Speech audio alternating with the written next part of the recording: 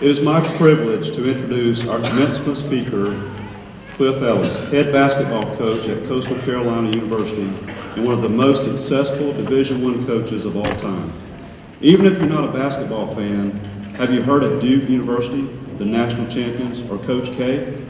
Well, tonight's speaker has beaten Duke and Coach K. Just a few years ago, Cliff Ellis of Chipola, Florida, was sitting where you are at a Chipola graduation. He had just finished his AA degree and a great season as a member of the Chipola golf team. During his time at Chipola, he was also in a rock band called the Villagers. They had a hit record called Laugh It Off, which got a lot of radio play in the Southeast.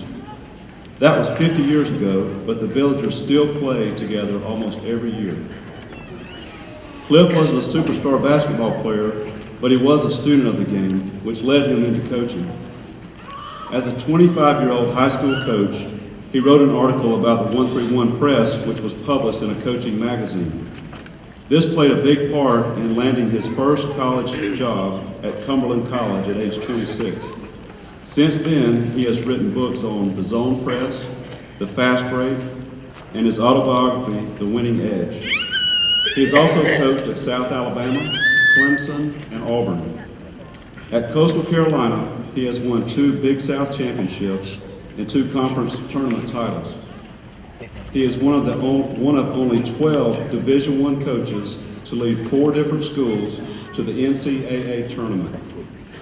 He's coached in 10 NCAA tournaments and 13 NIT tournaments. His teams have advanced to the Sweet 16 3 times. Coach Ellis has 692 victories, ranking him 20th on the all-time wins list and 9th among all active coaches. Coach Ellis is married to the former Carolyn Rassler, a Chipola graduate. They have 3 children and 4 grandchildren. Ladies and gentlemen, please join me in welcoming Chipola's very own Coach Cliff Ellis.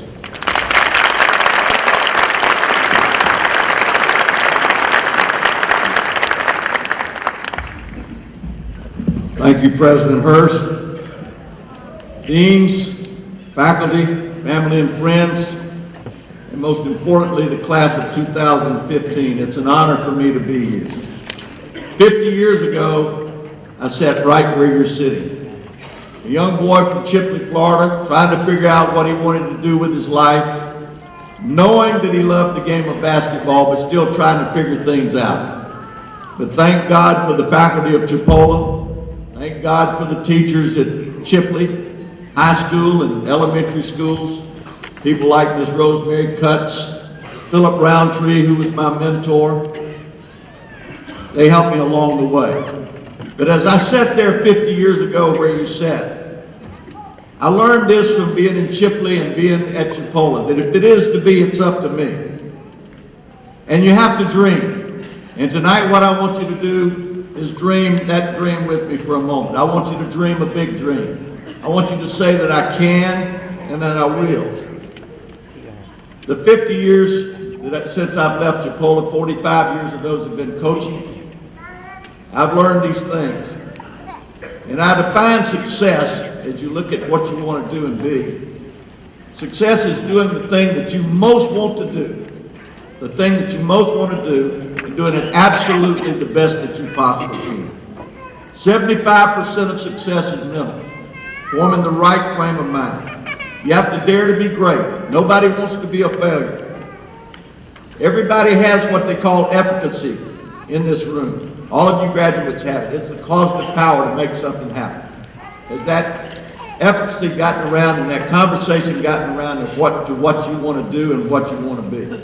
You see, inside of you, there's this little voice that goes on inside your head. It's called self-talk. That voice travels 5 times the speed of sound. Has that conversation gotten around to what you want to be doing with yourself now, 10 years from now, 20 years from now? I think you need to choose something that is not about the money. Choose something that you can make a difference in people's lives, that make a difference in your life, and do that thing you most want to do, and do it absolutely the best that you possibly can. Remember, if it is to be, it's up to me.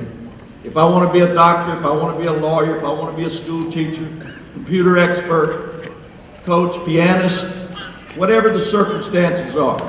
Remember, it's up to nobody else but yourself. Anytime I'm not the person I want to be, look at the person in the mirror. I look at that person every day. You brush that person's teeth.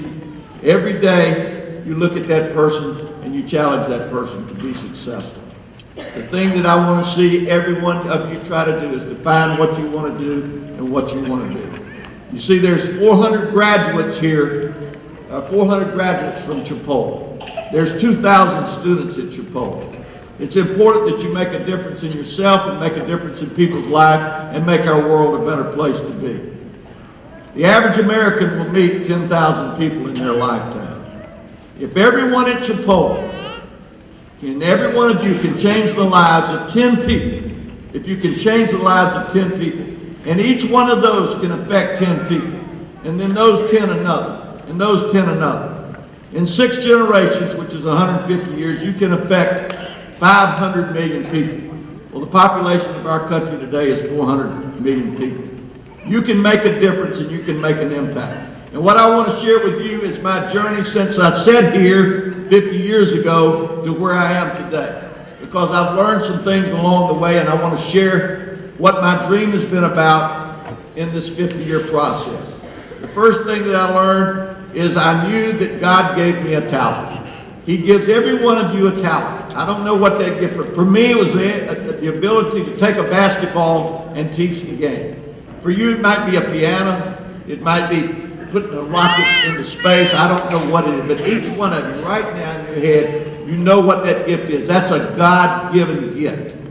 There's 84,600 seconds in a day, and it's very important that you utilize that time. And you take time to make sure that you build up as opposed to destroy, and you do positive things with regards. Dream your dream, dare yourself. Remember, if it is to be, it's up to me. The second thing is, when you get that talent and recognize what that gift is that you have, and you want to take it forward, it's important that you be determined, that you be committed, that you show desire, dedication, and determination. And I want to use a baseball story because Chipola has a great baseball team, right? They're down the state tournament, a great baseball team led by Jeff Johnson. They've had tremendous players that have come through it. But as I was coming up, there was a baseball player that most of you are not going to know, but his name was Lou Gehrig. He was a great baseball player in my time. And he had one of the most tremendous feats ever in baseball. You see, he played in 2,131 straight baseball games.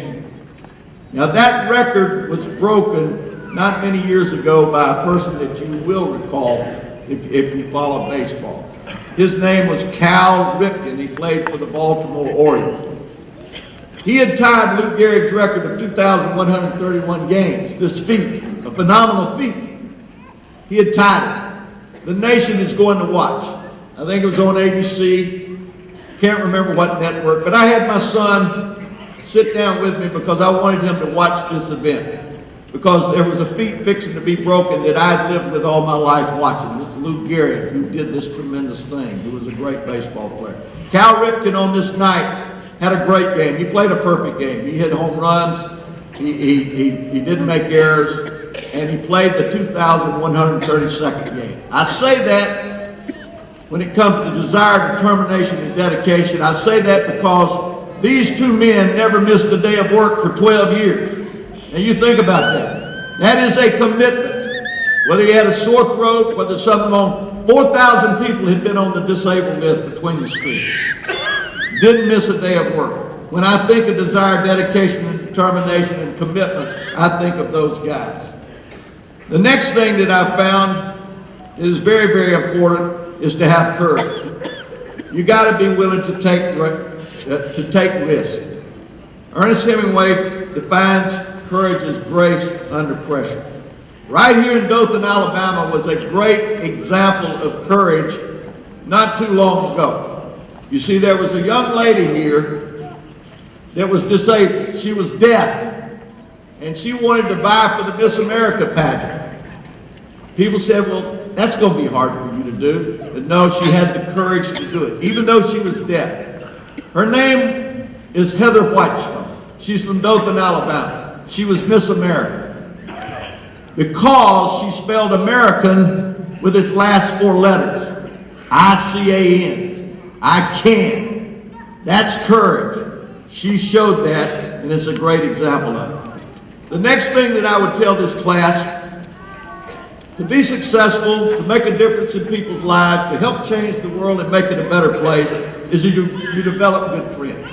I still have friends from my Chipola college days and my Chipley days. Still talk to them to this day. Oh, what a blessing it has been. What a tremendous asset. I've learned this, that if you associate with proper people, association brings on assimilation. If you hang around with winners, you're going to be a winner. If you hang around with losers, you're going to be a loser. Develop good friends, keep those friends, and these friends that you have tonight, you're going to part ways, but you will always, after tonight, you will always have each other. Another thing that I've learned through the game of basketball, but also learned it from Colin D. Williams, who was my principal, who had a paddle. Back then we had paddles, and you did not cross Colin D. Williams. I learned about discipline during those times, that you needed to understand that you better say no when you need to say no. Discipline, that's a man or a woman's breaking point. You've got to have self-discipline. You've got to be able to say no when you need to. The key to it is that self-talk, that voice that goes inside of you. Control it and what you say to yourself and others. Eliminate negativism, sarcasm, devaluing, belittling, teasing. Anything that goes on in your mind with your family, friends, and environment, get it out of here. Get it out of here. Build resilience. Discipline yourself. Make a difference in your life and the people that surround you. I say these things, and through my journey of coaching through several years, it's never easy. Whatever journey you're going to go on and embark on, it's never going to be easy. There's going to be good times. There's going to be tough times. But I'm telling you, through your lifetime, adversity is going to strike. Each one of us, 3 to 5 unexpected things happen each day. Somewhere before this graduation ceremony, somebody forgot something, did something in your mind. Something unexpected happened today in your life. That's going to happen every day. You don't know what's going to happen, but unexpected things are going to happen. Adversity is going to strike in your life. What I will tell you this is, when a storm is going on around you, a lot of people will look for a way out. This is when you have to be your strongest. People must see this strength in you. Show resolve. It will break you, or it will make you break records. Adversity, something you'll have to face. Every one of you are going to be part of a team. That team may be your family. It may be your church. It may be your business. You're going to be always involved with a team. I tell our basketball team this is what team stands for. T, together. E, everyone. A, achieves him more. Together, everyone achieves more. Be part of a strong team. Don't carry the load by yourself. You see these 5 fingers? Each one of them individually can do some things. They can do it. But if they go out on their own, they're not as strong as if you bring these 5 fingers together and form a fist. That's what a team does. Be part of it. Be a strong bond with regards to your team. In here, there's leadership. In here, there's leadership. Leadership, you must walk the walk. You've got to talk the talk. Integrity is important. Never give room to doubt your words or your actions. Back in my days, a handshake meant a lot. If you told somebody your word was your bond, it was your bond. It was important at that time. The first step of leadership is take care of your own crap. Everybody has it, take care of it. Empower others and yourself to reach beyond what they think that they can do. I want you to do that. You can go beyond your expectations. I want each one of you in here to raise your hand as high as you possibly can. Everybody in here, as high as you possibly can. Now I want you to raise it a quarter inch higher. You just went beyond your own expectations. It's important to understand that with regards to what you want to do. I started this by talking about being positive. I really think being positive is the key. the will to succeed, to be able to say I can as opposed to I can't. We're born thinking negative. First time that we're pulled from our mother's womb, we're spanked. Newspapers are 90% negative. I always wondered back in the day why commercials that followed the news were by aspirin and Bufferin. Well, I knew after going through the news you needed it because you'd have a headache listening to all the things that are going on. But I know this about thinking positive. The human mind is like the ground. Whatever you plant in the mind is what the body's going to do. It's like a farmer. If you plant corn, you're going to get corn. If you plant positive thoughts, you're going to get a positive attitude. It is very, very important to understand that. Everybody in here wants to be successful. And you can be if you try. Nobody wants to be a failure. Remember, Ernest Hemingway wrote the last chapter of The Farewell to Arms 39 times before he got it right. He stayed with it, but he got it right. Love Story was written 23 times before it was gotten right. Don't think that because you're this or that, you can't do it. Albert Einstein, considered a genius. He is a genius. A high school dropout. Down and out. Lacked confidence. Somewhere he turned it around. And the incomparable Albert Einstein did all the things that he did. There was a pistol shooter in East Germany. It went to the Olympics. With his right arm and hand, he hit the target every time, won the gold medal, goes off to war, right arm blown off. Years later, devastated? No. He goes back to the Olympics with his left hand, wins the gold medal again.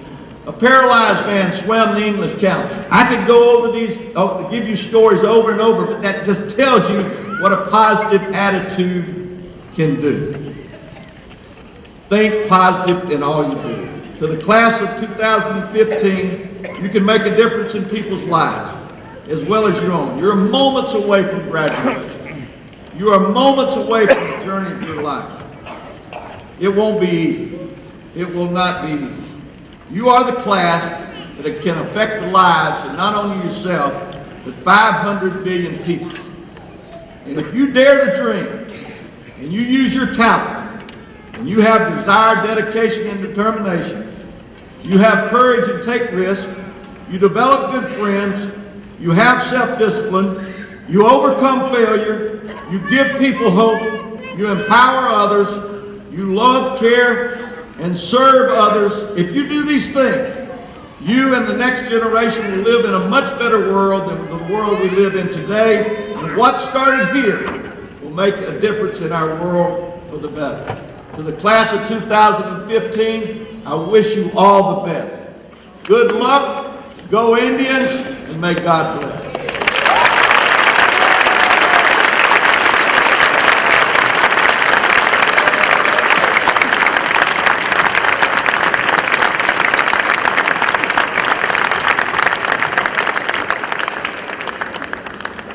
Wow, can you imagine playing on Coach Cliff Ellis's team? Sign me up, Coach. Wow. Could you come back up for just a moment?